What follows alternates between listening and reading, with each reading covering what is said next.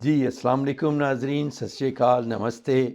Programme music with Raman Kant के साथ हाज़िर हैं। मैं और रमन कांत जी यहाँ पर मौजूद हैं और अभी थोड़े गैप के बाद ज़रूर हम लोग मिल रहे हैं, इसलिए कि बाहर गए हुए थे रमन जी और वहाँ शोज़ भी हुए इनके बड़े शानदार।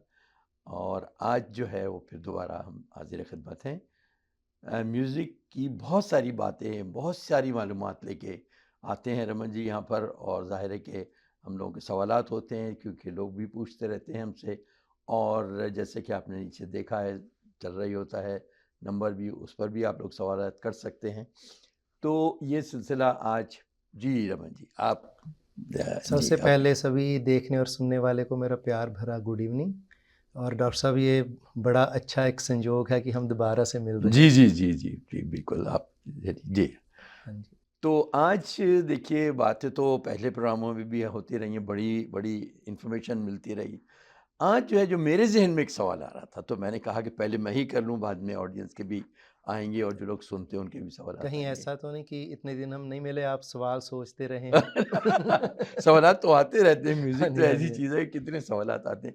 लेकिन जो एक चीज़ मेरे ज़हन में थी, क्योंकि म्यूज़िक हम सुनते रहते हैं, प्रोग्रामों में भी जाते रहते हैं। हाँ अच्छा, जी, हाँ एक जी। चीज़ का मुझे ऐसे ही ख़्याल आया कि कहीं-कहीं, किसी-किसी गाने में 1-2 इंस्ट्रूमेंट सुनाई दे रहे होते हैं। हुँ, हुँ। जो हम बॉलीवुड, हॉलीवुड के जो गाने और ये हाँ जी। लॉलीवुड के सुनते हैं। लेकिन कहीं-कहीं किसी-किसी गाना या जो भी होता है, उसमें लगता है इतने बहुत सारे इंस्ट्रूमेंट बज रहे हैं। तो इसकी, यानी हालाँकि कम से भी काम चलाया हो सकता है। अच्छा, यही हम प्रोग्राम जो होते हैं उसमें भी देखते हैं कि एक कीबोर्ड है तो उसपे भी बज रहा है, काम हो रहा है। और कहीं-कहीं ऐसा होता है कि जब तक वो म्यूज़िक, खैर मज़ा ज़्यादा ही इंस्ट्रूमेंट के साथ आता है। लेकिन कोई-कोई म्यूज़िक डायरेक्टर, उन्हें कम लगता है कि गाना कम म्यूज़िक के साथ या कम इंस्ट्रूमेंट के साथ चल रहा है। तो इसकी क्या, आप इसमें कुछ बताएँ ज़रा? इसमें डॉक्टर साहब जो डिसाइडिंग फैक्टर है, बहुत सारे हो सकते हैं। हुँ, हुँ। पहले तो चीज़ है कि गाने की सिचुएशन। अच्छा। हाँ जी, अब जैसे हमने एक रीसेंट शो किया था नौशाद साहब का, जी, उसमें जी, वो बड़ा उस शानदार शो उसमें हुआ एक था। गाना था, मेरे महबूब तुझे मेरी हाँ, मोहब्बत की कसम, है ना? हाँ, हाँ। नौशाद साहब वो म्यूज़िक डायरेक्टर रहे हैं जो कि सबसे पहले 100 पीस ऑर्केस्ट्रा लेके आए थे फिल्म इंडस्ट्री में। 100 पीस, 100 ओके। मतलब जिसमें 100 म्यूजिशियन थे। ओह हो हो! तो हालांकि जो मॉडर्न ऑर्केस्ट्राइजेशन की जो बोलते फाउंडेशन, उस सलिल सली अनिल विश्वास जी को अच्छा, बोला अनिल जाता है। विश्वास। हाँ जी। वो नौशाद साहब से भी सीनियर थे। बट जो बड़ा ऑर्केस्ट्रा एक शुरू किया वो नौशाद साहब ने शुरू किया। हुँ, हुँ। अच्छा, तो जो आपने एक्चुअली सब्जेक्ट जो चुना है ना, वो ऐसा चुना है कि इसमें बहुत कुछ 2 घंटे मैं भी बोल वो वही सकता मैं हूँ। कह रहा हूँ, बहुत कुछ पर चलिए, मटेरियल है। हमारी जितनी लिमिटेशन में थोड़ा ब्रीफ में करके ज़रूर, ज़रूर, ज़रूर। शेयर करने की कोशिश करूँगा। हुँ, हुँ। सो नौशाद साहब ने सबसे पहले आन पिक्चर में बैकग्राउंड म्यूज़िक में ऐसा ही सिम्फनी इफ़ेक्ट क्रिएट करने की कोशिश की थी। अच्छा। फिर तो उनकी काफ़ी मूवीज़ में बड़े बड़े ऑर्केस्ट्रा गए हैं। मुगले आज़म में काफ़ी गानों में अच्छे भारी बहुत ज़्यादा, ऑर्केस्ट्रास थे। हाँ, से पर इस चीज़ को एक ट्रेडमार्क बनाया शंकर जयकिशन ने। अच्छा। शंकर जयकिशन जी के मोस्टली गानों में लाइक 100 के करीब इंस्ट्रूमेंट्स तो होते ही थे। अच्छा, इसमें, अच्छा, ये सारे डिफरेंट इंस्ट्रूमेंट्स या सेट होते थे कुछ-कुछ, जैसे कि हाँ, सेट्स भी होते हैं, डिफरेंट भी होते हैं। हाँ। अब 2 कॉन्सेप्ट हैं म्यूज़िक के, मैं आम जनता के लिए जी, जी, बताना जी। चाह रहा हूँ। म्यूज़िशियंस को तो शायद ये चीज़ पता होगी। जो पहले इनिशियली शुरू हुआ कॉन्सेप्ट, तो वो ऐसा होता है क्योंकि इंडियन म्यूज़िक इंडस्ट्री थी। हुँ, हुँ, ज़ाहिर है। मैं पाकिस्तान और इंडियन म्यूज़िक इंडस्ट्री को सेम मानता हूँ, ओरिजिन जी, जी, सेम था, है हाँ, ना? ज़ाहिर है कि सब एक तो ये सा क्लासिकल बेस था। हमारे क्लासिकल में कैसा होता है कि लाइक जैसे सिंगर गा रहा है, हारमोनियम वाला सेम बजा रहा है या सारंगी वाले भी सेम बजा रहे समझ हैं। आया। तो इसी तरह से सभी वाद्य यंत्र, सभी इंस्ट्रूमेंट, जो सिंगर गा रहा है उसके साथ साथ वही चीज़ बजाते थे, 10 हों 20 हों, जितने हुँ, भी हों। हुँ, हुँ। तो ये कॉन्सेप्ट चलता है मेलोडी लाइन के साथ, राइट? अच्छा, तो जो वेरी गुड। सिंगर गा रहा है उसके साथ उसको सपोर्ट करने के लिए हुँ, वो इंस्ट्रूमेंट। दे देते हैं। उसके बाद कॉन्सेप्ट आया हार्मनी का। हार्मनी जो होती है, जैसे अब आप जो गा रहे हैं, अब गिटार तो वो नहीं बजा रहा ना, हाँ, गिटार आपका सपोर्टिंग कुछ चीज़ बजा रहा बिल्कुल, है। बिल्कुल। वो सपोर्टिंग क्या बजा रहा है? वो हार्मनी बजा रहा है।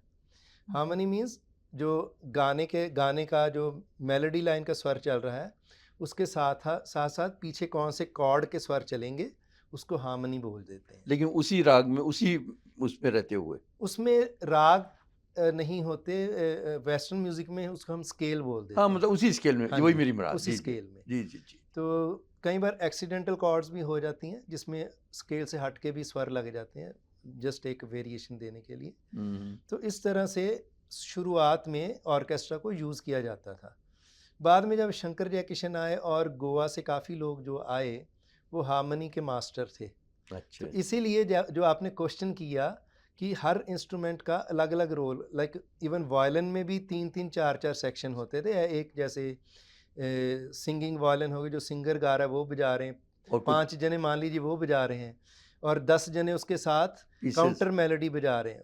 वो नहीं बजा रहे, अलग उसके ही उसके पैरेलल एक और चीज़ बजा रही हैं जो कि सुनने में अच्छी लग रही है। हाँ, और तीसरे सेक्शन जो है जिसको सेकंड स्ट्रिंग बोल देते थे, वो और एक चीज़ बजा रहे हैं, कुछ और ही, बट गाने को वो सपोर्ट कर रहा है। फिर जो लो सेक्शन होते थे, चेलोज एंड डबल बेस, ये सारी चीज़ें आती थी वो उसमें। सब थी। तो ये लिखना बहुत मुश्किल था। तो अच्छा। इसीलिए अगर वो लोग, मैं उनकी कंट्रीब्यूशन मानता हूँ उन लोगों की, अगर वो हार्मनी इंट्रोड्यूस ना करते तो शायद जो इंडिया की फिल्म इंडस्ट्री में म्यूज़िक इतना जिसको बोलते वेरिएशन रिच, में गया है ना, इतनी वैरायटी का म्यूज़िक वो शायद नहीं मिल पाता। अब हाँ। चीज़ आती है कि इंस्ट्रूमेंट्स यूज़ कहाँ करने हैं, कहाँ नहीं करने हैं। अब देखिए, जैसा मैंने बोला, पहली चीज़ तो होती सिचुएशन। अब जैसे मेरे महबूब तुझे मेरी मोहब्बत की कसम, ये एक लाइक कॉलेज का मुशायरा था। उसमें जो हीरो हैं या राजेंद्र कुमार हैं, उन्होंने एक स्टेज गज़ल पे। गानी, स्टेज पे गानी है। तो नौशाद साहब को बोला गया कि नौशाद साहब इसमें ना बहुत अच्छा म्यूज़िक चाहिए। तो नौशाद साहब, जिस दिन रिकॉर्डिंग हुई, प्रोड्यूसर है मेरे ख्याल एच.एस. रवेल की थी मूवी है ना। अच्छा। तो उन्होंने बोला शाह साहब कोई आज रिकॉर्डिंग के लिए नहीं आया। वो बोलते नहीं इतना ही है। तो उसमें सिर्फ एक संतूर था और एक गिटार थी, एक तबला था और 1-2 इंस्ट्रूमेंट और थे बस। सिंपल, बिल्कुल तो वो बोलते छोटा नहीं सा। ऐसे तो मज़ा नहीं आएगा। वो बोलते नहीं, मैंने ना बड़े दिन सोचा है, क्योंकि ये एक सिंपल एक शायर। नज़म या एक गज़ल है, तो हाँ, ये शायरी है, ये गाना नहीं है। हाँ। तो उन्होंने उस हिसाब से उसके इंस्ट्रूमेंट वो जो आपने कहा कि फिल्म की सिचुएशन पे डिपेंड सिचुएशन। करता है कि क्या। अब जैसे शंकर जयकिशन के बहुत सारे गाने लें, छोटा सा एग्जांपल देता हूँ, एन इवनिंग इन पेरिस का दे दें या कुछ और मूवी का। वो गाने का एक एटमॉस्फेयर क्रिएट करने के लिए तो काफ़ी सारे इंस्ट्रूमेंट यूज़ करते हैं उसमें, हार्प जिसको स्वर मंडल जी, जी। बोल हाँ, सकते हैं, हाँ। राइट, काफ़ी सारे चैलोज, बज रहे हैं राइट, उसमें बहुत संतूर, खूब रौनक लगी खूब हुई है। रौनक है ना, जिसको बोलते वो एक माहौल क्रिएट कर देता था गाने का। हाँ। और सारा म्यूज़िक बजने के बाद फिर वो रफ़ी साहब की छोटी सी आवाज़ आती है, ज़रा ठहरो, हाँ, वाह! राइट। तो ये चीज़ सिर्फ एक प्रील्यूड क्रिएट करने के लिए हाँ। वो इतना कुछ करते हैं। अब कई बार मैं यूट्यूब पे भी देखता हूँ, लोग बोलते हैं कि गाने जो है ना कम म्यूजिशियन से भी क्रिएट किए जा सकते हैं।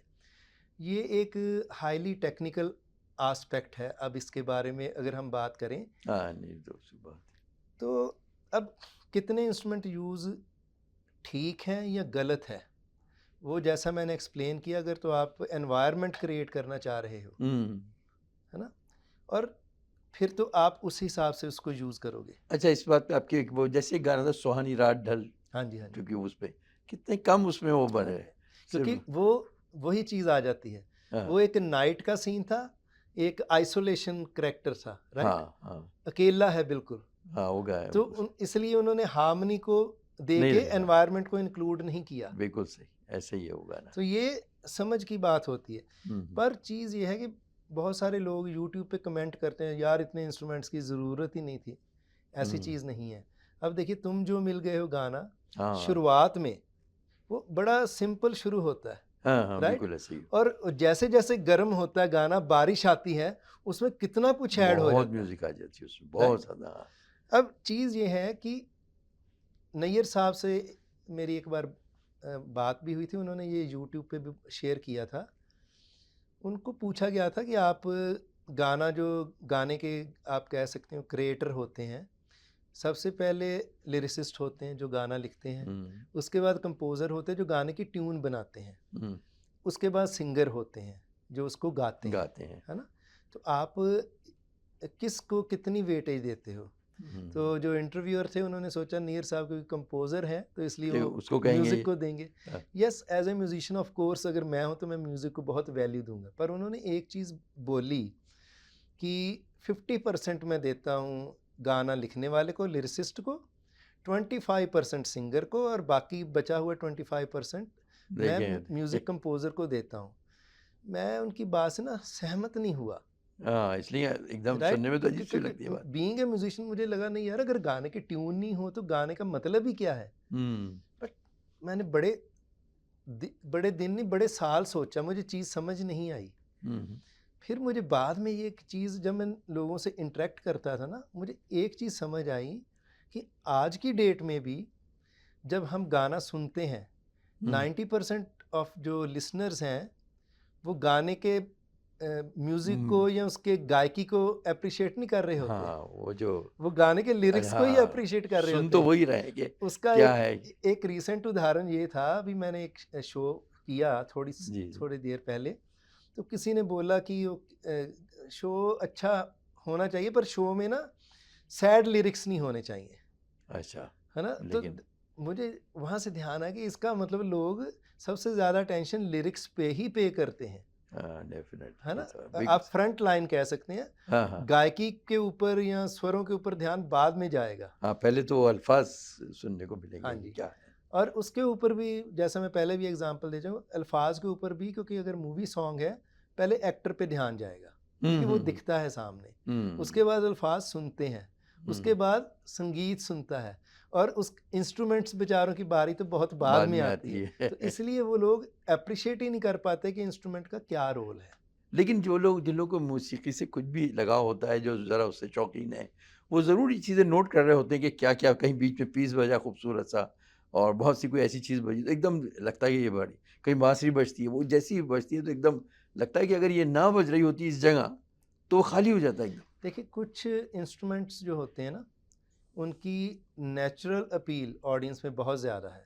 फॉर एग्जांपल जैसे आपने बांसुरी बोला, बांसुरी कहीं भी कान में बजेगी ना, चाहे बंदे को कुछ भी नहीं आ रहा बजाना, फिर भी लोग यार बांसुरी बजा रहा, बड़ा अच्छा बजा रहा है। ऐसा ही होता है। ऐसे ही अगर कोई गिटार पकड़ के बैठा है, अगर पकड़ के सिर्फ हाथ ही मार रहा है, लोगों को लगता है यार यही हीरो है। वो उसमें चल रहा है ना?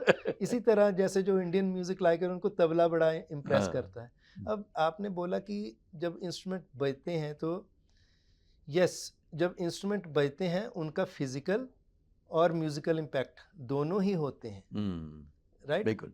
ये एक साइंटिफिक चीज़ है। लाइक जैसे मैंने आपको एक दिन क्लास में एग्जांपल दिया था, है ना? तानपुरा जो होता है ना, उसका जैसे इतना बड़ा कद्दू होता है, इतना हो ना।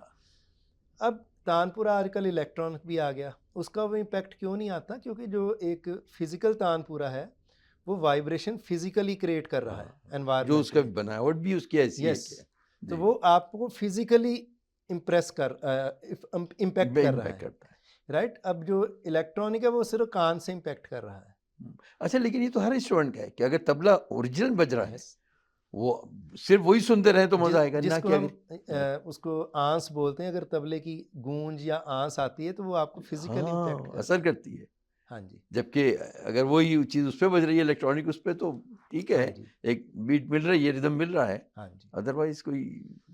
हाँ, अब अगर इससे हम एडवांस लेवल में जाएं, बीइंग ए म्यूजिशियन, अब जैसे मैं म्यूजिक इंस्ट्रूमेंट्स के बारे में काफ़ी इंटरेस्ट रखता हूँ। नहीं, आपको लाइक हमारे हिसाब से इंस्ट्रूमेंट भी साक्षात बोलते हैं। बोलते हैं, सही। जैसे सिंगर गा रहा है ना, एग्जैक्टली उतना इम्पैक्ट उसके साथ जो इंस्ट्रूमेंट बजता है ना, वो भी बोल रहा है, क्योंकि जो ऑडियंस है वो सिर्फ लैंग्वेज समझ रही है। वो म्यूजिक नहीं समझ, इसलिए उनको लगता है इंस्ट्रूमेंट उसको फिल कर रहा है। लेकिन फिल नहीं कर रहा, इंस्ट्रूमेंट पैरेलली अपनी बात कह रहा है। बिल्कुल ऐसे ही, ऐसे ही। राइट? जैसे कि इसमें सारेगामा जो ये हारमोनियम, मैं बचपन में जब सोचता था कि ये जो गा रहे हैं, कव्वाली होती थी जब सुनते थे, तो यही ये बजा रहे हैं, वो कैसे उनके गले से जो हो रहा है वो ये कैसे इंस्ट्रूमेंट निकाल रहा है, ये बड़ी हैरत होती थी। यही कि तबला जब ट्यून किया जाता है तो सा का अगर हाँ उसमें जब तक वो जिस सुर से भी सेट किया जा रहा हाँ है जी वो आवाज़ सुनाई देती है। हाँ जी हाँ जी बिल्कुल तो सेम बिल्कुल वो वही कॉन्सेप्ट वही है डॉक्टर साहब कि अगर हम सब कुछ ट्यूनिंग में सीखने वालों के लिए यही होता है जी। इंस्ट्रूमेंट की इम्पोर्टेंस कहाँ पे है। पहले तो इंस्ट्रूमेंट हमें गाइड करता है, जैसा आपने बोला अगर हाँ, हाँ। हारमोनियम पे सा लिया तो हमने तो सा मैच कर लिया। हाँ, हाँ। पर होता क्या है, हाँ, हाँ। होता क्या अगर हम जैसे आगे जाके इस पे ज़्यादा डिपेंड हो जाते हैं फिर हम इनके बिना गा ही नहीं पाते, वो चीज़ गलत हो जाती है वहाँ जाके। हाँ, ये तो बहुत ही होता है। बड़ी दिलचस्प हो रही है। मैं बल्कि थोड़ा-सा ब्रेक का टाइम हो रहा है, इसी गुफ्तगू को आगे चलाएँगे और इस वक़्त नाज़रीन ब्रेक के बाद दोबारा हाज़िर ख़िदमत हैं और वहीं से बात शुरू करेंगे जहाँ से आप बता रहे थे कि इंस्ट्रूमेंट के हवाले से कि अच्छा मुझे इस पर एक और सवाल ज़हन में आ रहा था। मुझे याद है कि एक आर्ट्स लिविंग आर्ट्स में आपने एक प्रोग्राम किया था, उसमें मेरे ख़्याल है बहुत ज़्यादा बड़ा ऑर्केस्ट्रा था। कितने उसमें अराउंड मेरे ख्याल से 35 थे। 35 से हाँ जी, जी जी, जी, वो बहुत ज़बरदस्त और बड़ा शानदार था। जी, उस हवाले से अभी बात आप बता रहे थे तो बीच में। हाँ जी, तो इंस्ट्रूमेंट्स की वही चीज़ थी कि अगर हम जैसे इस पे डिपेंडेंसी हो जाती है तो बहुत सारे एस्टैब्लिश सिंगर भी जो हैं बिना हारमोनियम के नहीं गा पाते। अच्छा लता जी के लिए भी कहा जाता था कि वो कभी कहती थी मैं इसके बिना नहीं गाऊँगी जब तक नहीं क्या है। गाते थे, अच्छा गाती थी? लता जी अच्छा, गाते अच्छा, थे। अच्छा। अच्छा तो लता मेरी जी, रफ़ी इन्फॉर्मेशन साहब, किशोर कुमार। बगैर उसके अगर कोई वैसी कहे सुनाए तो सुना देते थे? नहीं, लाइक एक रेफ़रेंस चाहिए होता है, रिकॉर्डिंग की बात कर रहा हूँ। अच्छा नहीं रिकॉर्डिंग की नहीं, मैं वैसे इन जनरल कह रही हूँ कोई अगर उनसे किसी में हाँ, हो तो कहे हम लाइक लोग अवॉइड इसलिए करते हैं कि जैसे मान लीजिए हमने रेंज गलत सेलेक्ट कर ली, आगे जाके हम उसको निभा नहीं हाँ, पाए हाँ, या हमने हाँ। गलत वो इम्प्रेसिव नहीं आई, क्योंकि हर गाने की एक स्पेसिफिक हाँ, रेंज के बिल्कुल हिसाब से वैसे हाँ। डिज़ाइन किया होता है गाना। तो अच्छा, अच्छा। उस वजह से और वैसे भी जो इस लेवल के सिंगर लता जी या रफ़ी साहब के लेवल के वो ऐसे ज ज जब अंदर से इंस्पिरेशन नहीं है वो गाना पसंद नहीं करते। हाँ, नहीं ज़ाहिर है उनका तो ये लोग तो ख़ैर बहुत बहुत ही बड़े लोग थे, मैं हाँ तो जी, कहता हूँ बड़े नाम थे। अच्छा तो आप बताए थे लेकिन फिर मोहताजी हो जाती है अगर हम इंस्ट्रूमेंट के साथ ही। हम मोहताजी नहीं होनी चाहिए। अच्छा। म्यूज़िक को एज़ स्पोर्ट यूज़ करना चाहिए। ये नहीं कि आपने जितना बजाया उतना ही आप गा पा रहे हो, नहीं, आपने सिर्फ़ हाथ रख के भी आपको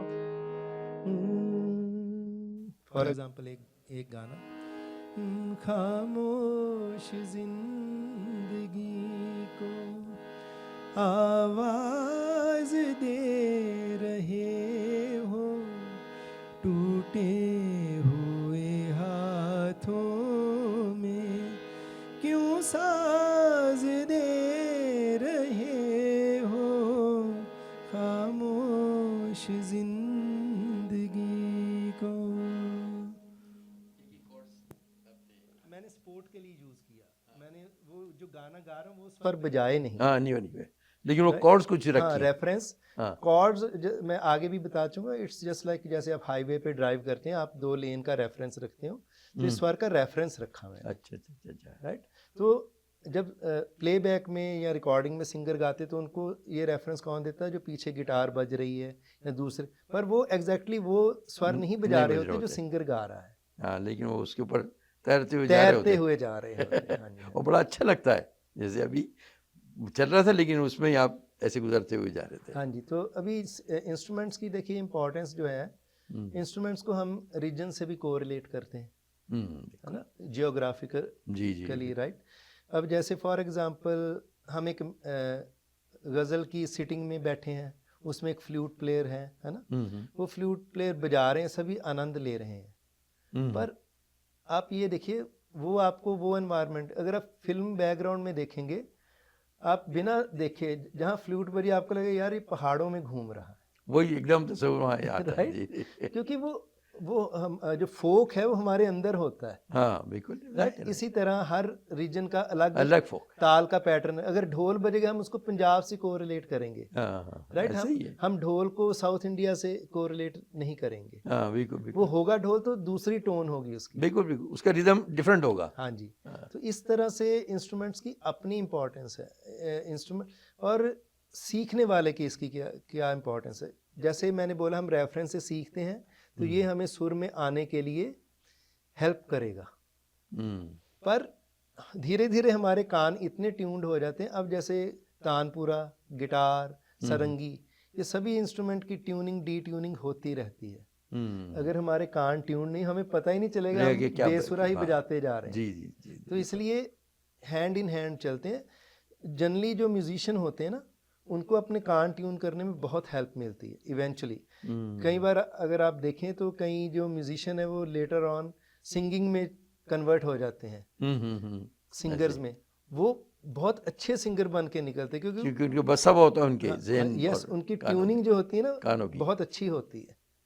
हाँ, अच्छा एक लेमैन जो है जिसको कि इतने सुर का आइडिया ना हो, तो क्या ज़रूरी है कि वो कैसे सीखे, या उसके लिए ज़रूरी है कि कोई इंस्ट्रूमेंट पे ही रियाज़ करे अपना? एक आम आदमी जिसे शौक है गाने का, अब वो सोचेगा कि मैं अपने सुरों को कैसे मजबूत करूं या कैसे स्ट्रॉन्ग करूं।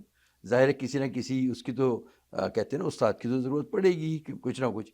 लेकिन इंस्ट्रूमेंट की भी क्या ज़रूरी है कि वो हो? इंस्ट्रूमेंट देखिए, रेफरेंस के लिए जैसा मैंने बोला, तो शुरू में चाहिए ना। आप अगर मान लीजिए सा, आपको कैसे पता आपने सा गाया अनलेस कि के कोई इंस्ट्रूमेंट पक्का सा सा बता गाया, रहा राइट? हो। तो आप सिंपली सा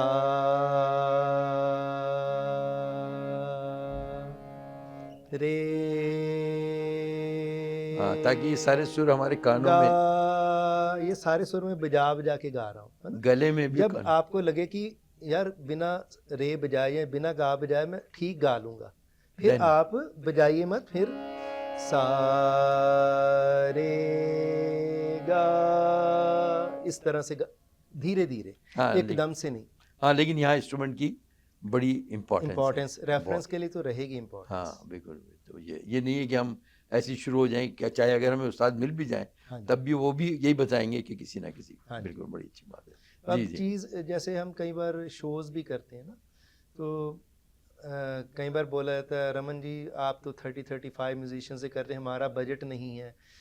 लाइक मैंने कहा आपने गाना रखा है तुम जो मिल गए हो, और आप बोल रहे हैं बजट नहीं, आप चाह रहे हैं ये कि गाना भी नहीं। कितने इंस्ट्रूमेंट्स चाहते हैं। बोलते जी हम ये गाना ना, हम तो महफिल में तबला और हारमोनियम पे भी गा लेते हैं। गाने को तो आप बिना तबला हारमोनियम के भी उसके गा भी सकते हाँ हैं, तब भी है ना? पर चीज़ है जो गाने का एनवायरनमेंट क्रिएट होगा, वो तो उन्हीं इंस्ट्रूमेंट से क्रिएट होगा ना हाँ जो बजे हैं उस गाने में। हाँ, अगर ये गाना गाना है तो उसकी जो ज़रूरत है देखिए गाने की ट्यून निकालना और बात है, गाने को एनवायरनमेंट के साथ गाना और उसका मज़ा भी उसका ही अलग अलग है, चीज़ है। बिल्कुल अलग मज़ा है उसका, तो बिल्कुल। सभी देखने सुनने वालों को मैं यही बोलूँगा कि इंस्ट्रूमेंट चाहे बजाएं या नहीं बजाएं, बट उसको समझने की कोशिश ज़रूर करिए कि नहीं, इसके पीछे जो इंस्ट्रूमेंट बज रहा है वो कुछ कहने की कोशिश कर रहा है। और ये बात तो हकीकत है कि अगर किसी को ज़रा सा भी गाने का शौक़ है तो सबसे पहले अपने सुर दुरुस्त करने के लिए हाँ जी, इन चीज़ों का तो सहारा चाहिए ही होगा। इसमें पेशेंस चाहिए होती है डॉक्टर साहब। वो लाइक तो जैसे हम कई बार बोलते हैं कि इसमें 10-12 पैरामीटर्स होते हैं ना, आपकी थ्रो क्या है, आपकी पोजीशन क्या है, आपका माँ प्रोनाउंसिएशन क्या है। आहिस्ता आहिस्ता वो तो तो इम्प्रूवमेंट, लेकिन अगर लगे रहें तो बिल्कुल, किसी ना किसी दिन मंजिल पे पहुंच ही हाँ जी, जाएंगे। लगे रहें और म्यूज़िक सुनिए ज़रूर, हाँ हाँ, ये बड़ा इम्पोर्टेंट क्योंकि है। जब तक आप सुनेंगे नहीं ना, तो आपको समझेंगे कैसे फिर इंस्पिरेशन आएगी और ना ही आप उसको समझेंगे। समझ पाएंगे।